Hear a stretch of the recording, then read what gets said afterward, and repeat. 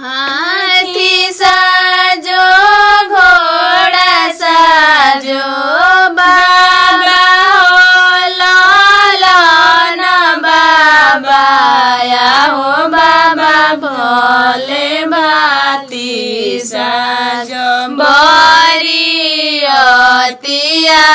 सबेरे घरवाया हूँ हाथी साजो घोड़ा साजो पापा हो रमेश पापा हाथी साजो घोड़ा साजो पापा हो धीरेन्द्र चाचा आया हो चाचा सज देहूँ सज बरियतिया सबेरे घर कहवा के अगर चंदन कहवा के पान हो कहवा के नाउन बिटिया लोढ़ा ले खाड़ा हो कहवा के नाउन बिटिया लोढ़ा ले खाड़ा धनसोई के अगर चंदन बगसर के पान हो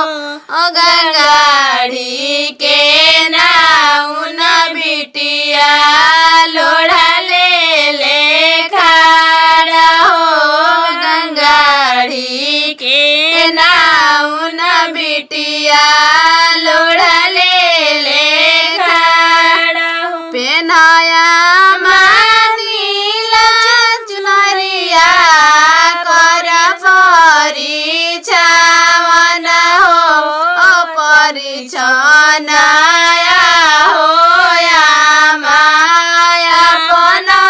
दुलरुआ हो परिछनाया हो या माया पन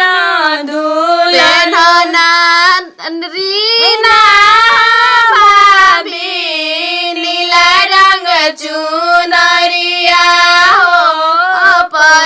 परिछनाया हो भाभी अपन दुलरुआ हो परिछनाया हो